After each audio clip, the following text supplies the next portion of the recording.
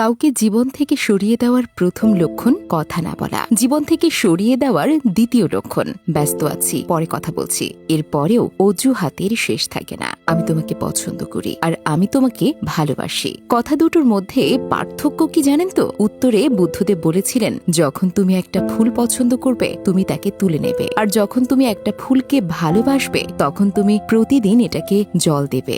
দুঃখ একটাই, আজ পর্যন্ত মানুষ চিনতে শিখলাম না। কেউ একটু ভালো আচরণ করলেই বিশ্বাস করে ফেলে, থাকলে কাছে কে আর বোঝে, হারিয়ে গেলে সবাই খোঁজে। জীবনে 5টি জিনিস খুঁজে পাওয়া খুব কঠিন। 1. নিজের মনের মতো একটা মানুষ। আর 2. নিষ্পাপ একটা মন। 3. কষ্টের ভাগিদার। 4. নিঃস্বার্থ ভালোবাসা। 5. বিশ্বাসী মানুষ। শুধু সাপ নয়, কিছু মানুষরাও খুব বিষাক্ত হয়। সাপ বিষাক্ত হলেও দূর থেকে চেনা যায়, কিন্তু বিষাক্ত মানুষকে চেনা খুবই কঠিন। স্বপ্ন পালিয়ে যায় ঘুম ভেঙে গেলে, আর মানুষ পালিয়ে যায় স্বার্থ ফুরিয়ে গেলে। জীবনে হয়তো অনেক কিছু পেয়ে যাব, কিন্তু হারিয়ে যাওয়া দিনগুলো আর কোনো দিনই খুঁজে পাবো না। বিশ্বাস আর নিঃশ্বাস খুব মূল্যবান, একবার হারিয়ে গেলে আর ফিরে পাওয়া যায় না।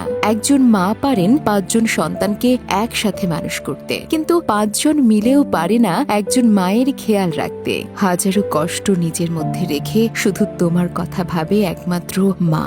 ভালোবাসা মানে শুধু দেহের বা রূপের সম্পর্ক নয়, ভালোবাসা মানে শ্রদ্ধা, সম্মান, বিশ্বাস আর ভরসা। যার কাছে সবকিছু বলা যায় সেই তো আসল ভালোবাসা। সুখ নয়, আমি দুঃখেই খুশি। সুখটা তাকেই দিও যাকে আমি ভালোবাসি। শুধু ছেড়ে যাওয়াকে ঠকানো বলে না, পাশে থেকে অভিনয় করাকেও ঠকানো বলে। প্রয়োজন ফুরিয়ে যায়, কমে যায় ফোন, জিজ্ঞেস করলে বলে সে নাকি এখন ব্যস্ত ভীষণ।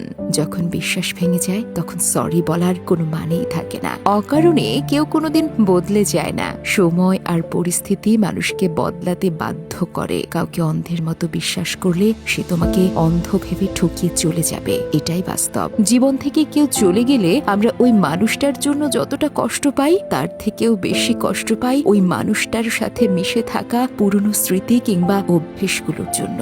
অনেকে অনেক কথা বলবে, সব কথা গায়ে মাখতে নেই। এগিয়ে যাওয়ার সাহস যাদের আছে তাদের লোকের কথায় কান দিতে নেই।